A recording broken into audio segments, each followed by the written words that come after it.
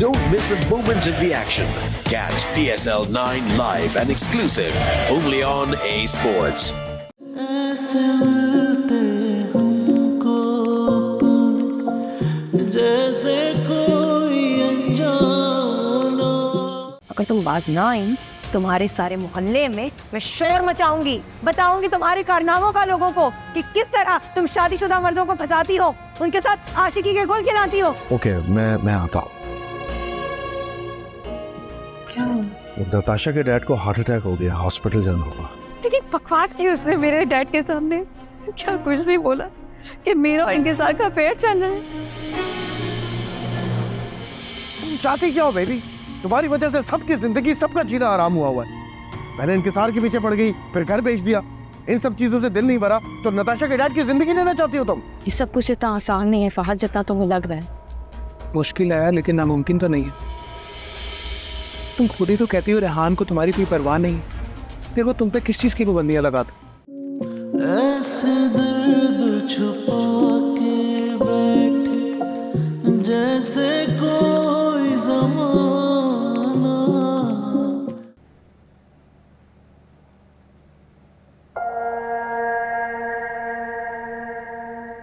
तुम्हें तुम्हारी जिंदगी अपनी मर्जी से गुजारने का पूरा हक है और ये हक तुमसे वो नहीं छीन सकता।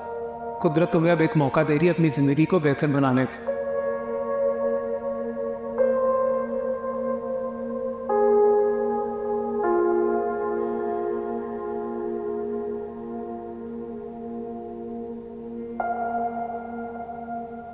मम्मा आज आप मुझे होमवर्क कराएंगे प्लीज?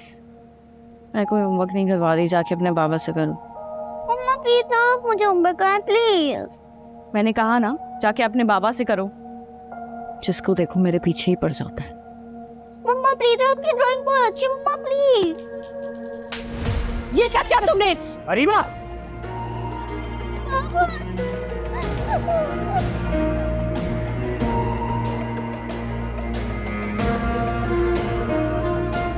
बाबा मैं जानबूझकर नहीं गिराया था, मैं तो गलती हो गई बाबा, मैं जानबूझकर नहीं गिराया था। दिमाग खराब हो गया तुम्हारा?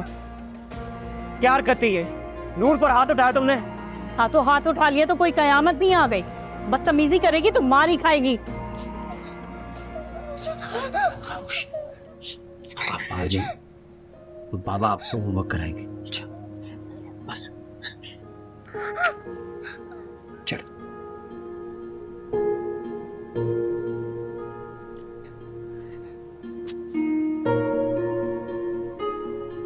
देख रहा हूं मैं, तुम्हें औरों के जज्बात और एहसासात की कोई कदर नहीं रही। जबरदस्ती के रिश्ते निभाने भाग के तंग आ चुकी हूँ मैं। इस साल बाद तुम्हें ये जबरदस्ती के रिश्ते लग रहे हैं? हाँ लग रहे हैं जबरदस्ती के रिश्ते। पागल हो गई हूँ मैं, परेशान हो गई हूँ। आजाद लगने लगी आपकी बेटी। दिल करता है गला घोट दूं इन सब रिश्तों।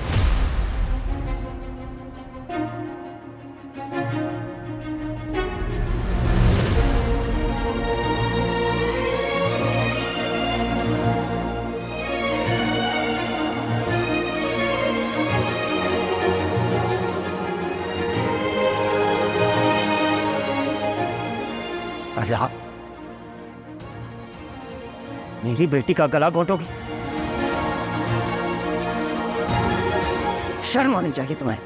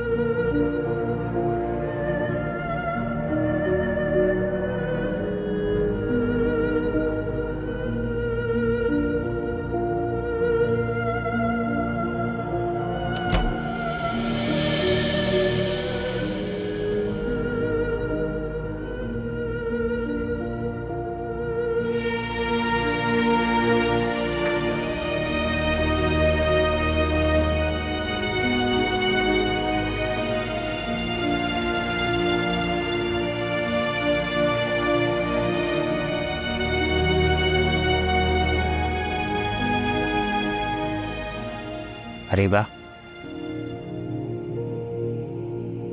हिबा उठो, चलो कमरे में चलो। जानता हूं तुम जाग रही हो।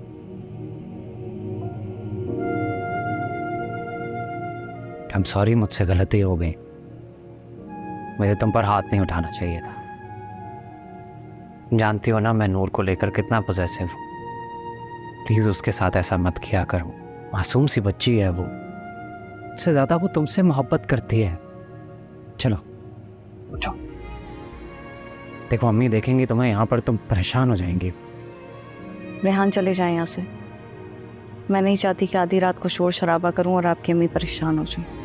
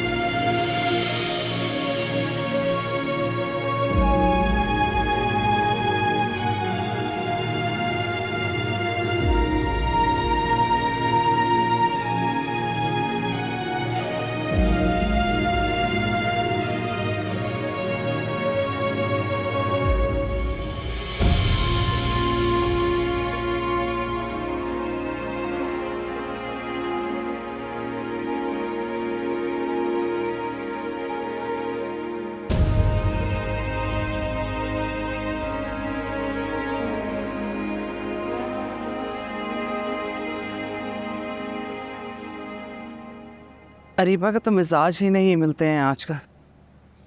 ना घर के कामों में कोई तवज्जो देती है, और तो और अब रेहान से भी सीधे मुंह कोई बात नहीं करती।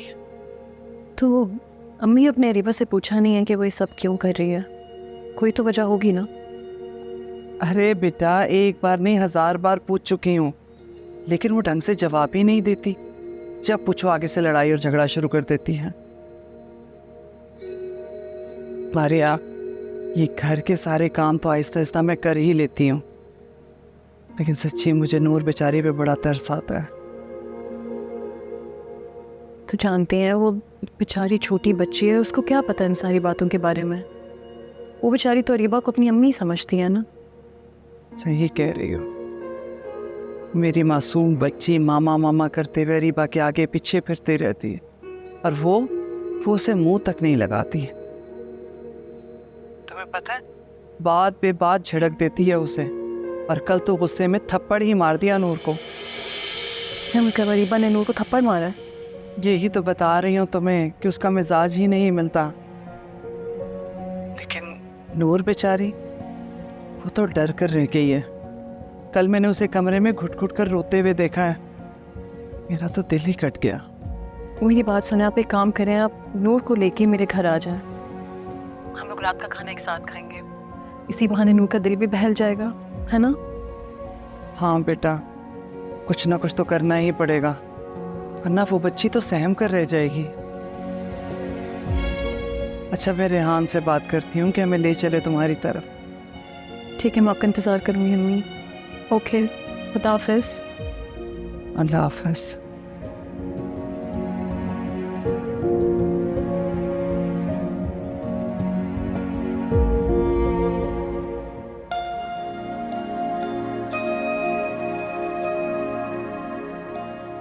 अच्छा चलो, दिल छोटा ना होता, सब ठीक है। और मैं हूँ तुम्हारे साथ, दोनों मिल के फेस करेंगे ना। और दोस्त और किस लिए होते हैं? ताकि एक दूसरे के साथ मुसीबत में खड़े रहे।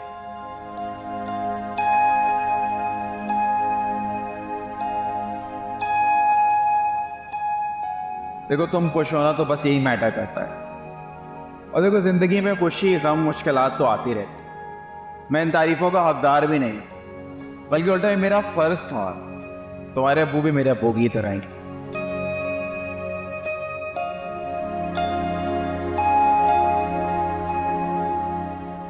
बेबी जी, लो आपकी कॉफी। हाँ बेबी जी, बड़े साहब की तबीयत कैसी है? पहले से बेहतर है, बस 2-3 दिन में हॉस्पिटल से डिस्चार्ज होकर आ जाएंगे। बेबी जी, आप और बड़े साहब बहुत अच्छे हैं। मेरे दिल से हमेशा आप लोगों के लिए दुआ निकलती है। अल्लाह पाक आप लोगों को हमेशा खुश रखे और बड़े साहब को सेहत दे। आमीन। शुक्रिया। अब रुको, ये रख लो, अपने बच्चों के लिए कुछ दे देना। बहुत शुक्रिया।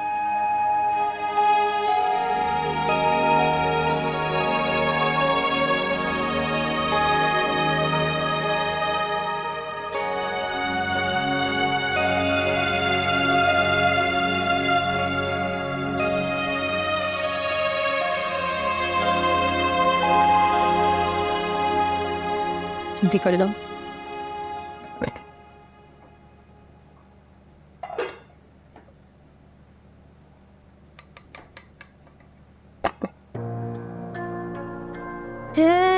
खुशबू तो बड़ी अच्छी आ रही है भाई। क्या पक रहा है? क्या दावत है किसी की? मारिया, तुमसे पूछ रही हूँ। दावत नहीं है, सिर्फ मेरे अम्मी और भाई यहाँ पर खाने के लिए आ रहे हैं और कुछ नहीं। ये कहूँ ना कि मैके वालों के लिए एहतमाम किया जा रहा है। मुझे ना आपसे कोई बात ही नहीं करनी है। आपने जिस तरह मुझ पे अम्मी के सामने इल्जामात लगाए ना, मैं तो कुछ नहीं कर सकती, लेकिन खुदा उस चीज़ का आपसे ज़रूर बदला लेंगे। आपने तो अम्मी के सामने मुझे शर्मिंदा करके रख दिया है। तो बद्दुआ दे रही हो तुम मुझे? इस वक्त आपको बददुआओं की नहीं बल्कि दुआओं की ज़रूरत है। समझ जाए ना कि बहुत बेहतर होगा।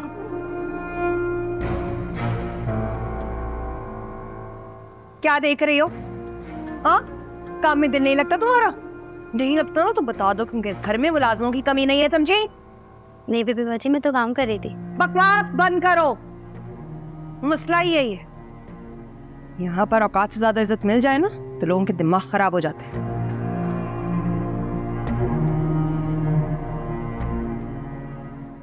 Yeah, Fahad. Don't worry. I know. We will get this done. हाँ. Okay. Yes. आज का दिन हमारे लिए बहुत इम्पोर्टेंट है। मैं थोड़ी देर में आ रहा हूँ तुम्हारे पास। या हम आज ही टेंडर जमा कराएंगे। Don't worry. Okay, I'll see you. Bye. कितने पुरसुकून हो तुम असजद। तुम सब मेरी ज़िंदगी का सुकून बर्बाद करके कितने इत्मीनान से अपनी ज़िंदगी गुजार रहे हो। मैं भी नहीं छोड़ूंगी, एक एक से बदला लूंगी। अरे तौबा तौबा अम्मी, दिन ब दिन आपके पैर पे स्वेलिंग आती जा रही है, पूरा टखना सूज रहा है आपका।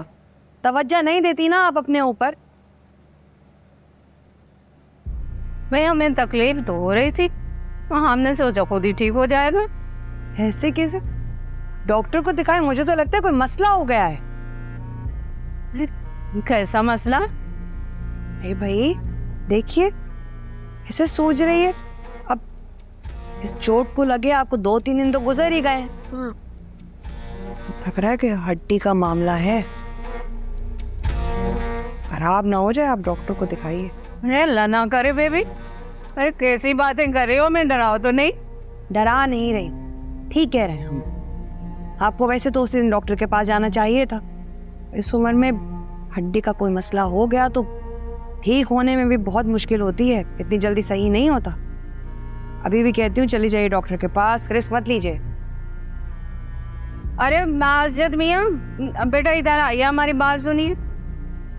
जी अम्मी। अरे बेटा हमें ना डॉक्टर के यहाँ ले चलो।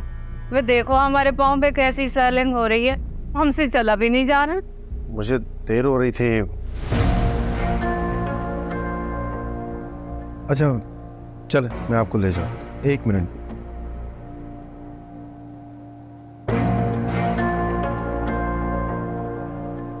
फात, या मुझे आने में थोड़ी देर हो जाएगी। कुछ कह नहीं सकता, अम्मी को हॉस्पिटल लेके जाना है। हाँ, अगर ज़्यादा देर हो जाए तो तुम घर आ जाना, हमें वो काम आज करने। Okay okay bye. चले आए बाय।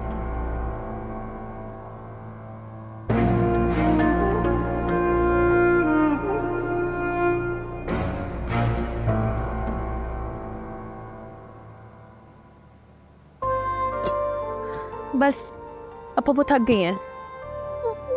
खेले ना। नूर बेटा, पप्पू की तबीयत नहीं ठीक है ना? अब मेरी जान आप खुद खेलो। ओके। सच मारिया, मैंने आज नूर को बहुत दिनों के बाद ऐसे खुश देखा है। इसलिए तो आपसे कहती हूँ कि आप नूर को यहाँ लेके आ जाया करें। देखें वो भी कितनी खुश है और मेरा दिल भी बहला रहेगा। बेटा तुम जानती तो हो मैं कहाँ रोज रोज घर से निकलती हूँ। तो क्या हुआ, भाई के हाथ भेज दिया करें इसे। नूर को इसलिए भी मैं तुम्हारे पास नहीं भेजती कि अरीबा बुरा ना मान जाए। तुम जानती तो हो उसके मिजाज का पता ही नहीं चलता, कब कौन सी बात उसे अच्छी लग जाए और कब कौन सी बात बुरी। कोई बात नहीं है, कुछ टाइम की बात है, वो आप देखिएगा वो ठीक हो जाएगी। अच्छा मुझे ये बात बताओ कि तुम्हारी सास की तबीयत कैसी है अब? वो मैंने आपको बताया था ना कि अम्मी के पाँव पे मोच आई हुई है, बस अभी डॉक्टर के पास से वापस आई है और आराम कर रही है ऊपर। अभी उनसे भी मुलाकात कर लेते हैं। ठीक है।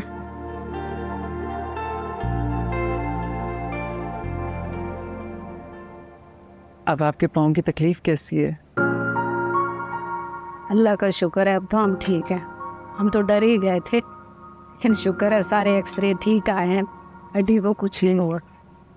तो बहुत अच्छी बात है कि हड्डी बच गई और आपने डॉक्टर को भी दिखा दिया, इससे दिल को इत्मीनान हो गया होगा।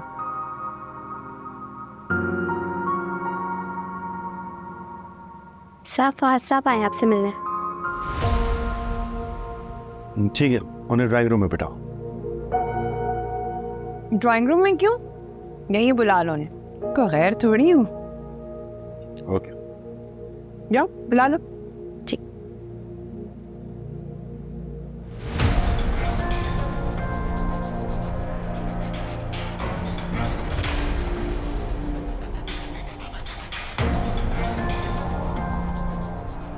बहुत अच्छा किया जो आप लोग आ गए खाने पे।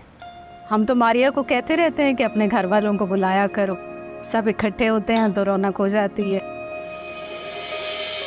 आंटी मारिया तो कहती रहती है मुझे, बस मैं ही बिजी होता हूँ और अम्मी मेरे बगैर कहीं बाहर जाती नहीं। ये तो है भाई, माँ बाप का सहारा तो औलाद ही होती है ना।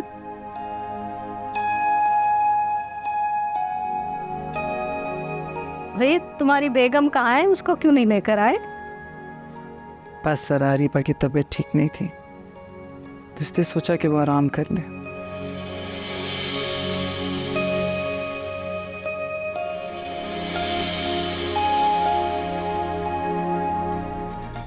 आर्या तुम भी ना वैसे हद करती हो। तुमने बताया ही नहीं असजद को, हाँ, कि फहद तुम्हारा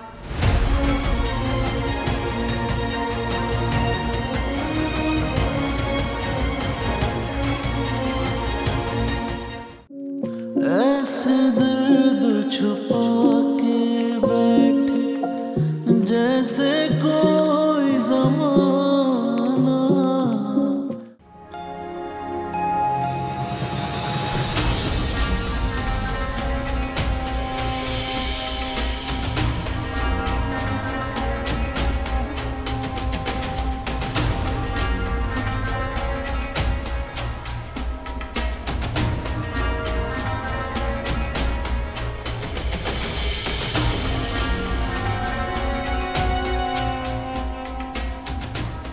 अस्सलामुअलैकुम।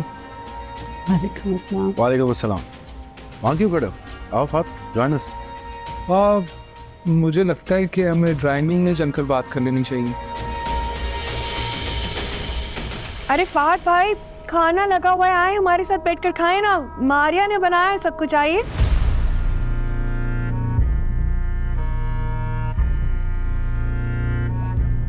नहीं, मैं खाना खाकर आया हूँ। मेरा ख्याल है थोड़ा अनकंफर्टेबल हो रहा है। ठीक है, हम ड्राइंग रूम में चल। अनकंफर्टेबल क्यों होगा? फहद इन लोगों के लिए कोई गैर थोड़ी है।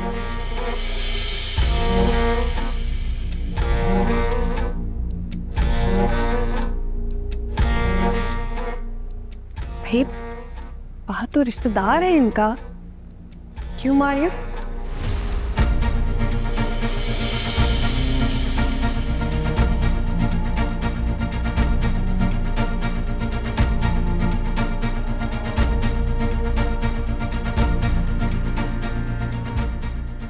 ठीक कह रही हो ना मैं? लो भाई आर्या, तुम भी ना वैसे हद करती हो। तुमने बताया ही नहीं असजद को, हाँ, कि फहद तुम्हारा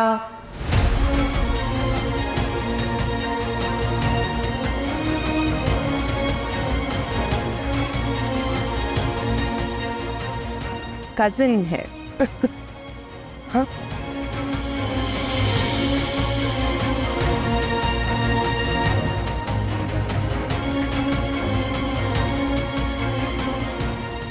जी बिल्कुल।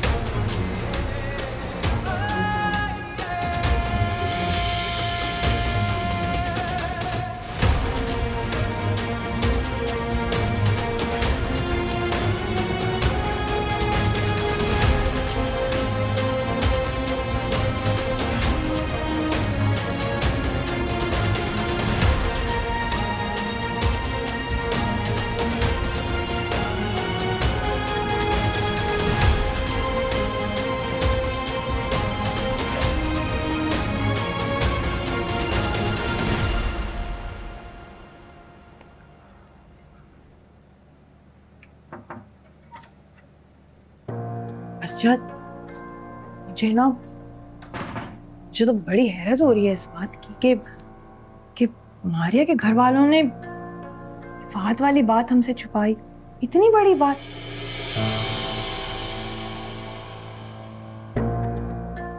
दूर पर है कहीं सही, है तो कजन ही ना। और चलो मारिया के घर वालों को तो रहने ही दो, मारिया को तो तुम्हें बताना ही चाहिए था ना। बीवी है तुम्हारी, और बीवियां तो अपने शौहरों से हर छोटी बड़ी बात शेयर करती हैं। हैरत है, मारिया ने कुछ बताया क्यों नहीं इस बारे में? और फहद तो कई मर्तबा इस घर आया, उसने भी नहीं बताया कुछ।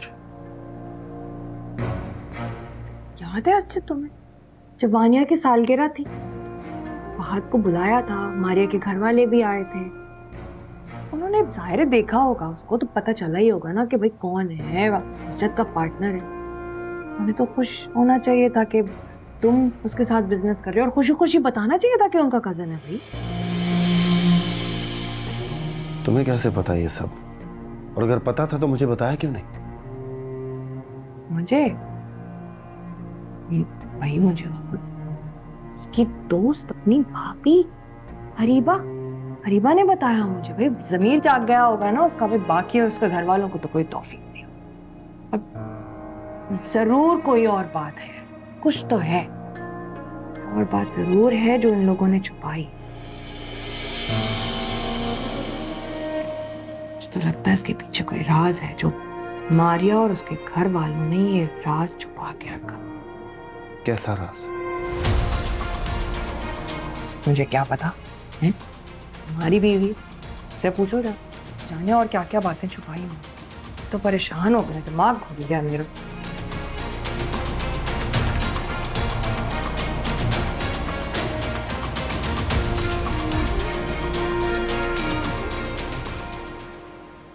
अरे अब क्यों परेशान हो रही हो? अरे भाई तुम्हें तो ये बात असजद को पहले बता देनी चाहिए थी। पहले तुमने गलती की और अब तो कुछ समझ में नहीं आ रहा अम्मी, ये बड़ी गलती हो गई है उससे। बेटा तुम्हें यहाँ कोई मौका देखकर असजद को बता देना चाहिए था। अभी तो असजद मियाँ को सिर्फ इतना पता है कि फहद तुम्हारे रिश्तेदार हैं। भाई हमें तो ये डर लग रहा है कि खुदा ना खास्ता अगर उन्हें ये पता चल गया कि ऐसे ही तुम्हारा निकाह हुआ था तो। अल्लाह ना करे कभी पता चले। जब तुम परेशान ना हो। अम्मी मैं एक काम करती हूँ कि असजद को सब कुछ सच बता देती हूँ। क्या कह रही हो भाई? नहीं बेटा, ऐसी गलती कभी मत करना। मम्मी, अगर कल कला को असजद को कहीं और से ये बात पता चलेगी तो मैं वो सिचुएशन कैसे हैंडल करूँगी? इससे बेहतर ये कि असजद को मैं खुद सब कुछ बता देती हूँ, जो होगा देखा जाएगा। आखिरकार सब कुछ मुझे ही फेस करना है ना, तो कर लूँगी मैं। देखो बेटा, अगर बात सिर्फ तुम्हारी जिंदगी की होती ना तो हम तुम्हें मना ना करते, लेकिन अब तुम्हारे साथ एक जिंदगी और जुड़ी है। तुम माँ बनने वाली हो, अपने बारे में ना सही अपने बच्चे का तो सोचो।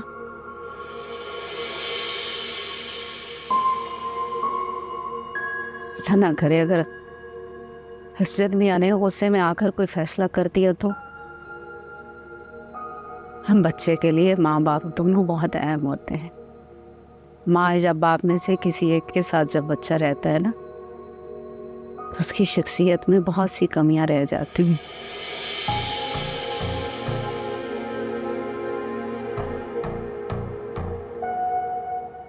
बेटा, तुम अपना घर खराब मत करो। लेकिन अम्मी, अगर असजद को फहद के बारे में पता चल गया तो फिर क्या होगा? जब तक तुम खैर से फारिग नहीं हो जाती ना, कोशिश करो कि ऐसा ना हो, किसी भी तरह किसी भी बहाने ये छुपा। बच्चा होने के बाद हालात मुख्तलिफ हो जाएंगे।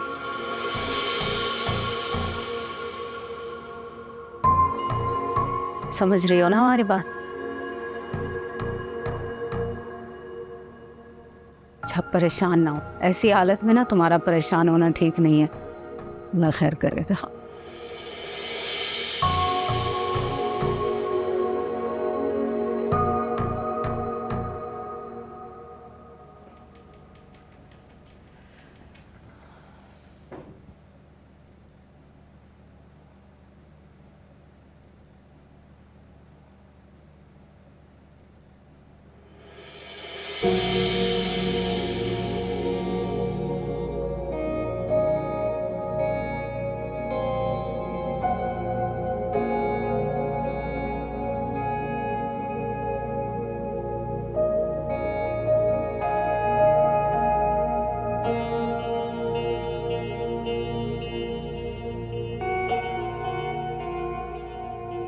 आर्या, तुमने मुझे बताया नहीं फहद तुम्हारा कजन है?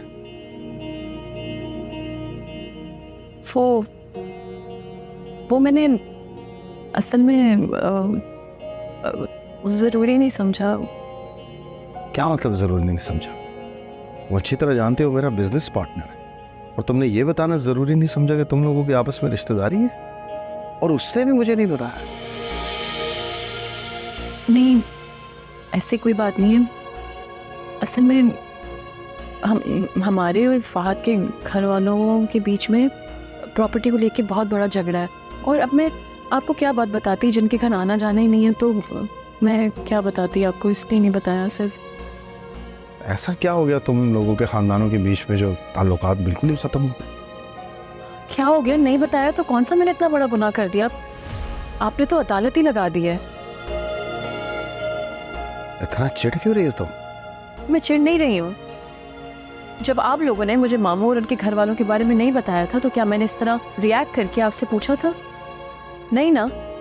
और खानदानी झगड़ों में ऐसा होता है असजद, अब हर बार हद होती है वैसे।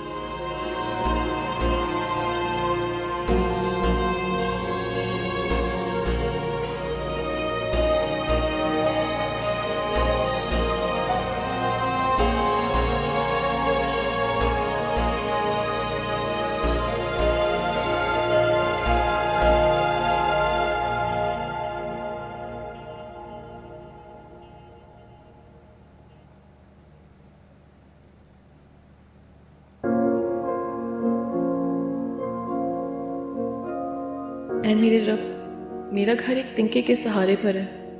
तू जानता है कि मैं बददियानत नहीं, गुनहगार नहीं, इन सब में मेरा कोई कसूर नहीं है। मैं असजद से झूठ नहीं बोलना चाहती थी, लेकिन तू तो मेरी मजबूरी से वाकिफ़ है ना। यार, अब एक तू ही है जो सिर्फ मेरा पर्दा रख सकता है। प्लीज़ मुझ पर रहम फरमाएं, मेरे लिए जो बेहतर है वो ही करें।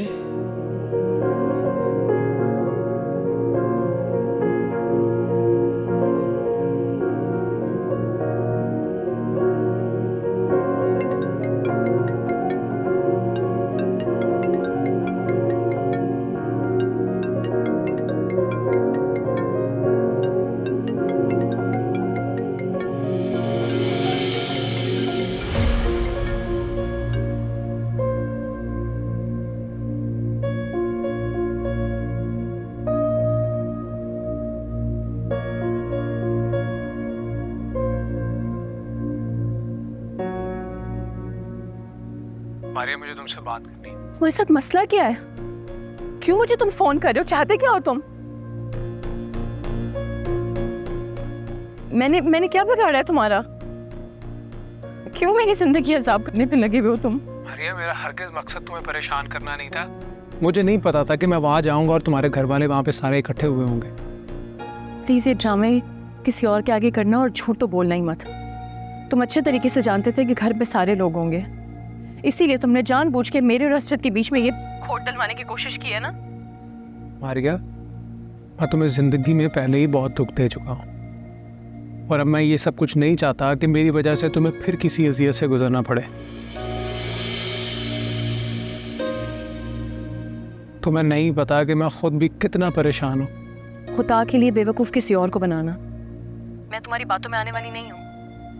सच बात तो ये कि तुमने असरत के साथ पार्टनरशिप इसलिए की थी ताकि तुम मेरी जिंदगी में आ सको और कुछ नहीं। तुम तो मुझे खुश देखना ही नहीं चाहते हो। तुमसे तो ये बर्दाश्त नहीं हो रहा कि मैं अपनी जिंदगी में सेटल कैसे हो गई हूँ। खुदा के लिए मैं तुम्हारे आगे हाथ जोड़ती हूँ, तुम मेरा पीछा छोड़ दो। मारिया, मेरा यकीन करो, ये सिर्फ एक इत्तेफाक था। अब मैं तुम्हें कैसे समझाऊं? आहत समझने की ज़रूरत मुझे नहीं बल्कि तुम्हें है। तुम एक बार मेरी ज़िंदगी बर्बाद कर चुके हो, लेकिन अब फिर से नहीं। खुदा के लिए मेरा पीछा छोड़ दो और मेरी ज़िंदगी से कहीं दूर चले जाओ तुम। मारिया, मारिया, मारिया,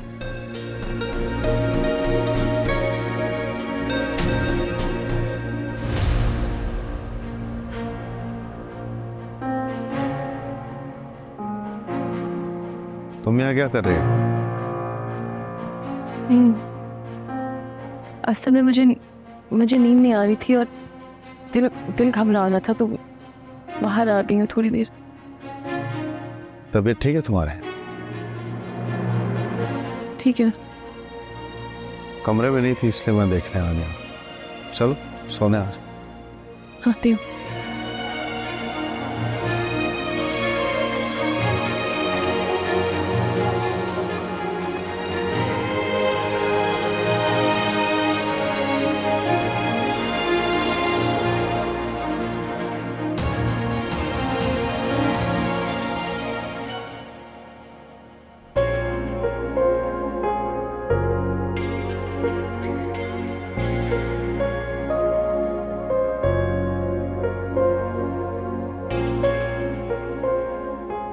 ऐसे क्या देख रहे हो? तुम्हें देख रहा हूँ। कितनी खूबसूरत लग रही हो उमर। तुम्हें कैसे पता ये ग्रीन कलर मेरा फेवरेट है? मुझे तो तुम्हारे बारे में सब कुछ पता है अर्शद। मैं तुम्हें तुमसे ज़्यादा जानती हूँ। ये तो है, इसीलिए तो तुमसे मोहब्बत करता हूँ।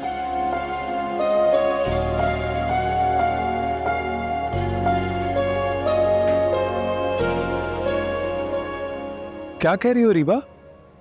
रेहान ने तुम्हें थप्पड़ मारा है? मैं कभी सोच भी नहीं सकती थी कि रेहान मुझ पे हाथ भी उठा सकते हैं। उसकी इतनी हिम्मत कैसे हुई? उसको क्या लगता है कि तुम्हारे वालिदैन यहाँ पे नहीं है तो उसका जो दिल चाहेगा वो करेगा? उसे तुम्हारा जरा भी एहसास नहीं है रीबा। ठीक कह रहे हो तुम। रेहान को मेरा जरा भी एहसास नहीं है। उन्हें सिर्फ मेरी बातों पे ही गुस्सा आता है। मेरी कोई गलती, मेरी कोई बात बर्दाश्त ही नहीं होती उनसे। तो तुम क्यों रह रही हो इतने टॉक्सिक रिलेशन में? अपनी जान क्यों नहीं छुड़वा लेती? तो मैं कहाँ जाऊँ?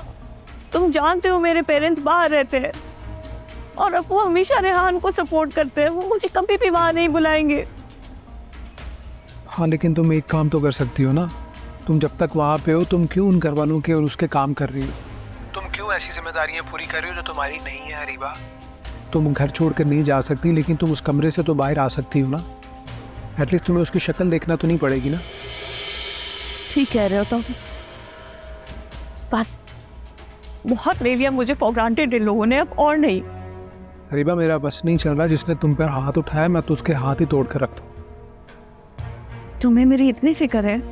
इससे भी कहीं ज्यादा। तुम सोच भी नहीं सकती कि तुम मेरी जिंदगी में कितनी अहमियत रखती हो।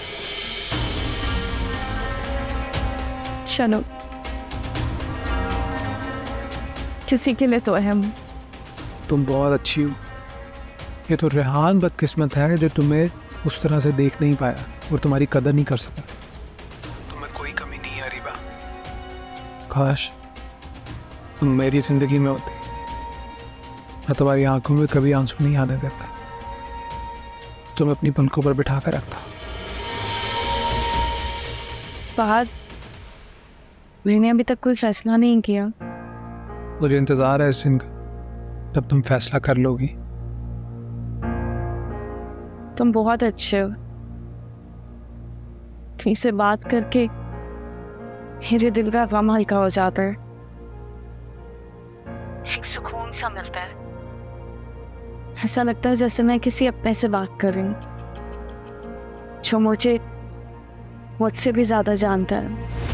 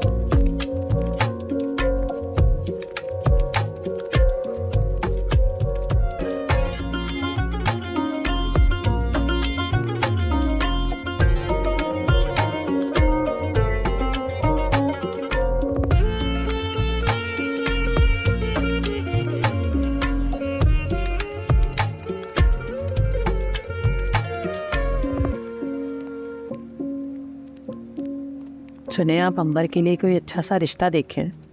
आखिर उसे हम घर में इस तरह बिठा के कब तक रखेंगे? कहती तो तुम ठीक हो, बड़ी फिक्र होती है अंबर की। मैंने कहा है एक दो दोस्तों से अंबर के रिश्ते के लिए, देखो इंशाल्लाह कुछ हो जाएगा। इंशाल्लाह। वैसे तो आजकल कुंवारी लड़कियों के रिश्ते मिलना इतना मुश्किल होता है, ताकि हमारी अंबर तो सईदा, अल्लाह पे भरोसा रखो, इंशाल्लाह बहुत अच्छा रिश्ता मिल जाएगा। बस पता नहीं क्यों कभी कभी ये सोचती हूँ कि हमने जज्बात में आके ना अंबर की शादी बहुत जल्दी कर दी। घर में आपा का कहना मान लेती और थोड़ा सा हम इंतज़ार कर लेते तो आज अंबर अज़्ज़त के साथ कितना खुश होती। क्यों बिला वजह की पुरानी बातें लेकर बैठ गई? ऐसे दिल दुखी हो जाता है, पछताती हूँ अपने किए पर।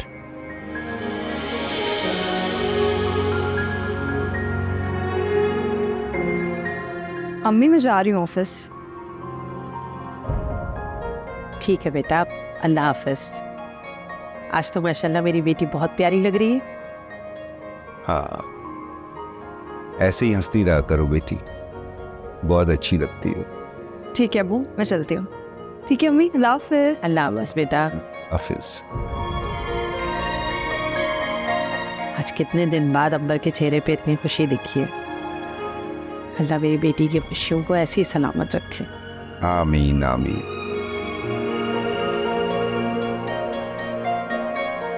ऐसे मिलते हमको अपने जैसे कोई अनजाना। Experience the thrill of PSL 9 live and exclusive only on A Sports.